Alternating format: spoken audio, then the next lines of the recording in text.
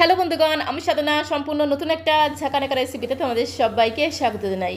এখন প্রায় প্রতিদিনই টিপ টিপ করে বৃষ্টি হয়, আর এই টিপ টিপ বৃষ্টিতে সন্ধ্যাবেলা চা বা কফির সাথে পুরোপুরি জমিয়ে খাওয়ার জন্য দারুণ মুচমুচে আর ক্রিস্পি একটা নাস্তা বা স্ন্যাক্স রেসিপি তোমাদের সাথে শেয়ার করব। বানানো যেমন সোজা, খেতেও তেমন টেস্টি হয়, তাও আবার রান্নাঘরে থাকা মাত্র দুটো উপকরণ দিয়ে ঝটপট করে বানিয়ে নিতে পারবে। এইভাবে স্ন্যাক্সগুলো বানিয়ে নিলে বাজার থেকে কেনা সিঙ্গারা কচুরি খাওয়ার কথা ভুলেই যাবে, খেতে এতটাই টেস্টি হয়। তো রেসিপিটি প্রথম থেকেই শেষ পর্যন্ত দেখার অনুরোধ রইল। তো চলো দেখে নেওয়া যাক আজকের রেসিপি। তো বন্ধুগণ, রেসিপিটি বানাতে প্রথমে একটা মিক্সিং বোলের মধ্যে আমি এক বাটি ভর্তি করে দিয়ে দিলাম ময়দার পরিমাণটা তোমরা আরও বাড়িয়ে অথবা কমিয়ে নিতে পারো, তাতে কোনো সমস্যা নেই। ময়দার মধ্যে 1 চামচের 3 ভাগের 1 ভাগ দিয়ে দিলাম জোয়ান বা আজওয়াইন। একটু জোয়ান দিলে এই স্ন্যাক্সের স্বাদ আর গন্ধ আরও দ্বিগুণ বেড়ে যাবে। সাথে দিয়ে দিলাম স্বাদ মতো লবণ, আর 1 চামচের 3 ভাগের 1 ভাগ দিতে হবে চিনি। একটু চিনি দিলে এই স্ন্যাক্সগুলো বেশ একটু হালকা মিষ্টি মিষ্টি খেতে হবে, খেতে কিন্তু দারুণ লাগবে। তার সাথে 4 থেকে 5 চামচ ভর্তি করে দিতে হবে রিফাইন্ড অয়েল, মানে সাদা তেল। অবশ্যই কিন্তু সাদা তেলের পরিমাণটা একটু বেশি করে দিতে হবে, তাহলে দেখবে এই স্ন্যাক্সগুলো একদম মুচমুচে আর ক্রিস্পি তৈরি হবে, খেতেও কিন্তু দারুণ লাগবে। তো এখন এই সমস্ত কিছু দিয়ে ময়দার সাথে খুব ভালো করে ময়াম দিতে হবে। খুব ভালো করে হাতের সাহায্যে এইভাবে ঘষে ঘষে ময়াম দিতে হবে। যতক্ষণ না ময়দাটা হাতের মধ্যে খুব সুন্দরভাবে দলা পেকে আসছে বা মুঠো পেকে আসছে, ততক্ষণ অবধি ময়দাটাকে খুব ভালো করে ময়াম দিতে হবে। ময়দাটাকে খুব সুন্দর করে ময়াম দেওয়া হয়ে গেলে অল্প অল্প করে নর্মাল জল দিয়ে খুব সুন্দর করে চেপে চেপে ঠেসে ঠেসে মেখে একটা সফট ডো আমাদের বানাতে হবে। তো এই ডোটা যেন খুব বেশি টাইটি না হয়ে যায়, তার জন্য অল্প অল্প করে নর্মাল জল দিয়ে খুব সুন্দর করে চেপে চেপে ঠেসে ঠেসে মেখে ঠিক এরকম একটা সফট ডো আমাদের বানাতে হবে। খুব সুন্দর একটা সফট ডো দেখো বানিয়ে নিলাম। তো এখন এই ডোয়ের উপরে সামান্য পরিমাণে একটু সাদা তেল লাগিয়ে রেখে দেবো, এতে ডোটা আরও বেশি সফট থাকবে। তো একদমই সামান্য পরিমাণে সাদা তেল লাগিয়ে নিয়ে তারপরে ডোটাকে একটু ধামাচাপা দিয়ে রাখতে হবে, মানে ঢাকনাটা বন্ধ করে জাস্ট 10 থেকে 15 মিনিটের জন্য একটু রেস্টে রেখে দেবো। তো ময়দার ডোটা ওইদিকে রেস্টে থাক, ততক্ষণে আমি দারুণ টেস্টি একটা পুর তৈরি করে নেব। পুরটা তৈরি করার জন্য দেখো গ্যাসের ফ্লেমটা অন করে দিয়ে একটা কড়াই বসিয়ে দিয়েছি। কড়াইটা একটু গরম হয়ে গেলে জাস্ট 2 চামচের মতো দিয়ে দিলাম রিফাইন্ড অয়েল, মানে সাদা তেল। তেলটা একটু গরম হয়ে গেলে 1 চামচের 3 ভাগের 1 ভাগ দিয়ে দিলাম গোটা জিরে ফোড়ন। তার সাথে এর মধ্যে সামান্য পরিমাণে দিয়ে দেবো একটু মৌরি ফোড়ন। তার সাথে এর মধ্যে যেটা দিতে হবে সেটা হচ্ছে জাস্ট 2 চিমটির মতো একটু মেথি ফোড়ন। একটুখানি মৌরি আর মেথি ফোড়ন দিলে পুরের মধ্যে খুব সুন্দর টেস্ট হবে, সাথে সাথে ঘ্রাণটাও কিন্তু দুর্দান্ত হবে। গ্যাসের ফ্লেমটা মিডিয়াম টু লোতে রেখে খুব ভালো করে নেড়ে চেড়ে ফোড়নটাকে একটু ভেজে নিতে হবে। ফোড়ন থেকে যখন খুব সুন্দর একটা ভাজা গ্রান বেরিয়ে এসেছে, তখন আমি এর মধ্যে দিয়ে দিলাম পেঁয়াজ কুচি। একটা মিডিয়াম সাইজের পেঁয়াজকে একদম ঝিরিমিরি করে কুচি করে রেখেছিলাম। তো ঝিরিমিরি পেঁয়াজ কুচি দিয়ে জাস্ট একটু ঘোটানাটা করে মিশিয়ে নেব। পেঁয়াজটাকে যে লাল লাল করে ভাজতে হবে সেরকম কোনো ব্যাপার না, জাস্ট একটুখানি নেড়ে চেড়ে মিশিয়ে নেওয়ার পরে এর মধ্যে আমি অর্ধেকটা পরিমাণে ক্যাপসিকামকে একদম ঝিরিমিরি করে কুচি করে দিয়ে দিলাম।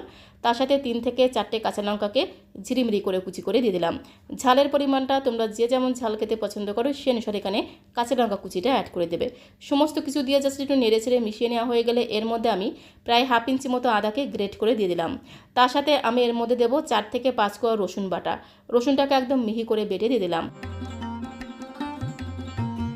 তো দিয়ে দিলাম স্বাদ মতো লবণ, তার সাথে সামান্য পরিমাণে দিয়ে দিলাম একটু হলুদের গুঁড়ো। তারপরে খুব সুন্দর করে একদম ঘোটানাটা করে একটু হালকা করে ভেজে নিতে হবে, যতক্ষণ না আদা রসুনের কাঁচা গন্ধটা চলে গিয়ে বেশ একটু হালকা ভাজা গ্রান বেরিয়ে আসে ততক্ষণ অবধি একটু হালকা করে ভেজে নেব। খুব বেশি যে একদম ভাজা ভাজা করতে হবে সেরকম কোনো ব্যাপার না। পেঁয়াজ আর ক্যাপসিকামটাকে একটু আধ ভাজা করে ভেজে নিতে হবে, তবেই কিন্তু পুরটা খেতে দারুণ লাগবে। তো তারপরে এর মধ্যে আমি দিয়ে দিলাম সামান্য পরিমাণে, মানে 1 চামচের 3 ভাগের 1 ভাগের জিরের গুঁড়ো। তার সাথে 1 চামচের 3 ভাগের 1 ভাগ দিয়ে দিলাম ধনিয়া গুঁড়ো। তার সাথে জাস্ট 2 থেকে 3 চিমটির মতো দিয়ে দিলাম একটু চিনি, এতে পুরটা খেতে আরও বেশি টেস্টি হবে। তারপরে খুব সুন্দর একটা রঙের জন্য সামান্য পরিমাণে দিয়ে দিলাম একটু কাশ্মীরি লাল লঙ্কার গুঁড়ো।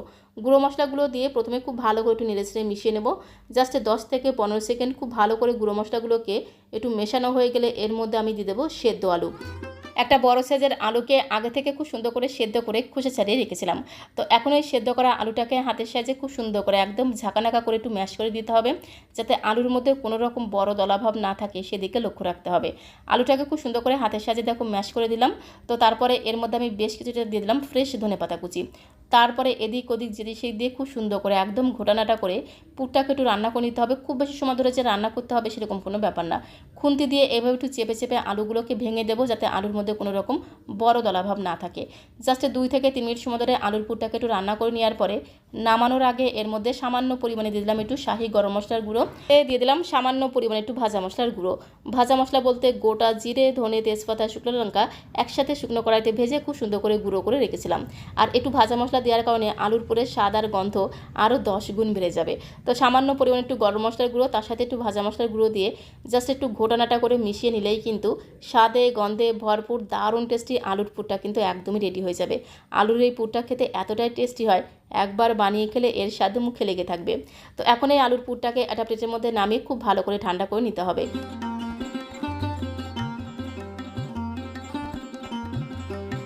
তো সমস্ত আলুর পুরটাকে খুব সুন্দর করে প্লেটের মধ্যে নিয়ে এবারে আলুর পুরটাকে খুব ভালো করে ঠান্ডা করে নেব। আলুর পুরটা ওদিকে ঠান্ডা হতে থাক আর এদিকে 10 থেকে 15 মিনিট হয়ে গেছে ময়দার ডোটাকে আমি ধামা চাপা দিয়ে রেস্টে রেখে দিয়েছিলাম। তো এখন ঢাকনাটা তুলে খুব ভালো করে ডোটাকে আরও একবার খুব ভালো করে চেপে চেপে ঠেসে ঠেসে মেখে নিতে হবে। খুব সুন্দর করে ডোটাকে আরও একবার এইভাবে হাত দিয়ে ভালো করে মেখে নিতে হবে। তারপরে ডো থেকে আমি ছোটো ছোটো করে লেচি কেটে নেব। লুচি বানানোর সময় আমরা যেরকম করে লেচিগুলোকে তৈরি করি তার থেকে সামান্য একটু বড় করে লেচিগুলোকে তৈরি করে নিতে হবে। তো এইভাবে আমি ছোটো ছোটো করে লেচিগুলোকে তৈরি করে নেব।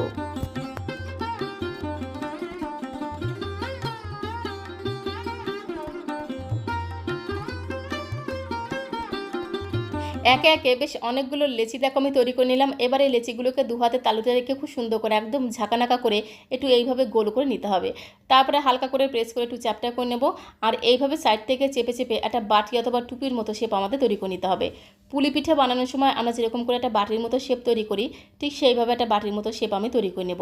মাঝখানে কিন্তু চাপা যাবে না, ধার দিয়ে চেপে চেপে এইরকম একটা বাটির মতো শেপ আমাদের তৈরি করে নিতে হবে। আর এদিকে দেখো আলুর পুরটাও কিন্তু খুব সুন্দরভাবে ঠান্ডা হয়ে গেছে। আলুর পুরটাকে পুরোপুরি ঠান্ডা করে তারপরে কিন্তু আলুর পুরটাকে বাটির মধ্যে দিতে হবে। গরম অবস্থায় কিন্তু একদমই দেবে না।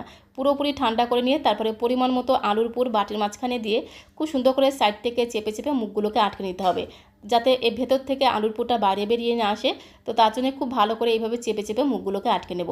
এটা আসলে বলে তোমাদের বোঝাতে পারবো না, দেখে তোমাদের বুঝে নিতে হবে।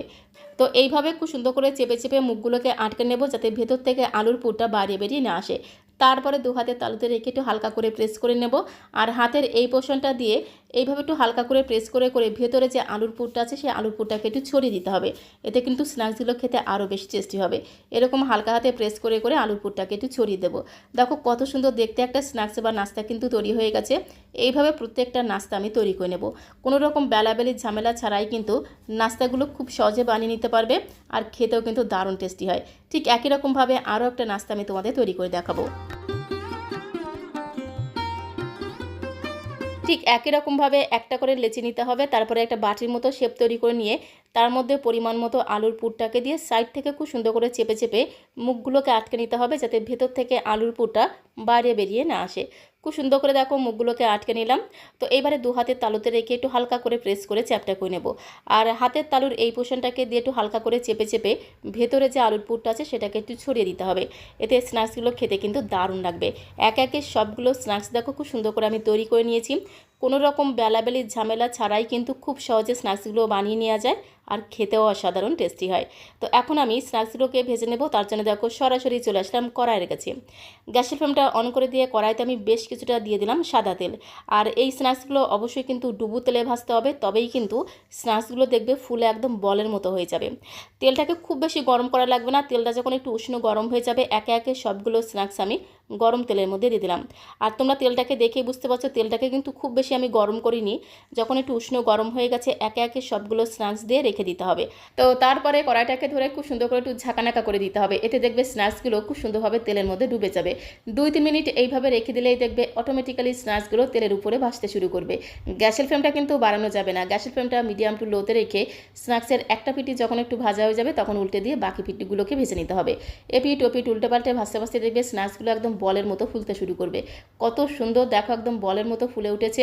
আর এতটাই মুচমুচে খাস্তা তৈরি হয়, একবার বানিয়ে খেলে বারবার বানিয়ে খেতে ইচ্ছে করবে। বাজার থেকে কিনে আনা সিঙ্গারা কচুরির থেকেও কিন্তু অসাধারণ টেস্টি খেতে হয়। তো গ্যাসের ফ্লেমটা মিডিয়াম টু লোতে রেখে এপিট ওপিট উল্টে পাল্টে একটু ধীরে ধীরে সময় নিয়ে পুরভরা স্ন্যাক্সগুলোকে এইরকম করে একটু লাল লাল করে ভেজে নিতে হবে। এতে স্ন্যাক্সগুলো দেখবে একদম মুচমুচে খাস্তা তৈরি হবে, গালে দিলে একদম চুরমুর করে ভেঙে যাবে। তো এইভাবে একটু উল্টে পাল্টে লাল লাল করে ভেজে নিতে হবে। আর কত সুন্দর দেখো একদম বলের মতো ফুলে উঠেছে।